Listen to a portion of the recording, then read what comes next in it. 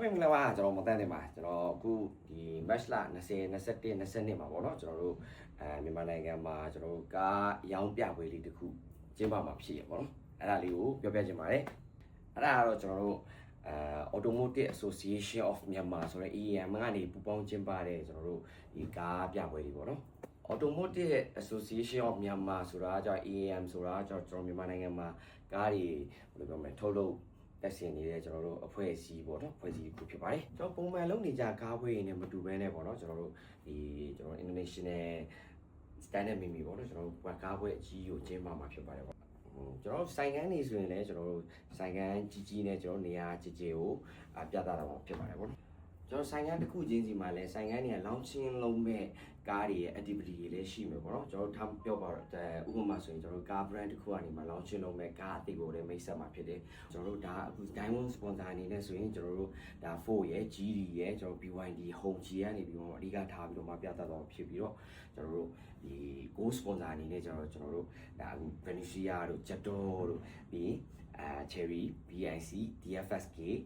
Deeper 14 Zika ဆိုပြီးတော့စပြီးကားတွေပါဝင်မှာဖြစ်ပါတယ်ထပ်ပြီးတော့မှကျွန်တော် Ion တို့ GC တို့ Jador ဒါ TMS ပေါ့နော်ကျွန်တော်တို့ဒီ SWN တို့ Lead Motor တို့ Ford တို့ကလည်းပါဝင်ပြတော့မှာဖြစ်ပါတယ်အဲ့တော့ဒါရောက်ကြည့်ရှုဖို့ဒါအများကြီးပေါ့နော်ကားတွေအများကြီးကိုတွေ့ရမှာပေါ့ဥပမာကျွန်တော်တို့ဒါကျွန်တော်တို့ဒီကြီးလျာဆိုတဲ့ Ace 5ကိုကျွန်တော်ဒါ SKD ပြသွားမှာရှိတယ်ကျွန်တော် Zika ဆိုလဲ 7AC ပြသွားမှာလို့ကျွန်တော်ဒါ 4 ဆိုရင်လည်းကျွန်တော်တို့ဒါ4 Everest တို့ White Truck တို့တွေကိုပြသွားမှာပေါ့နော်ကျွန်တော်ကျန်တဲ့ဒါ BIC တို့ပါလို့ဆိုလဲအများကြီးပေါ့နော်ကျွန်တော်ဒီပွဲမှာဆိုရင်ကျွန်တော်ဘာဟိုစိတ်ဝင်စားဖို့ခေါ်လဲဆို Ice ကြီးပြင် EV ကိုလည်းအများကြီးပဲပြသွားမှာဖြစ်တယ်ပြီးတော့ဒီမှာ activity မဟုတ်ပါဒီကားတွေဝယ်ပြီဆိုရင်လည်းကျွန်တော်တို့ဒီ lucky draw အစီအစဉ်တွေလည်းပါတယ်ပေါ့နော်lucky draw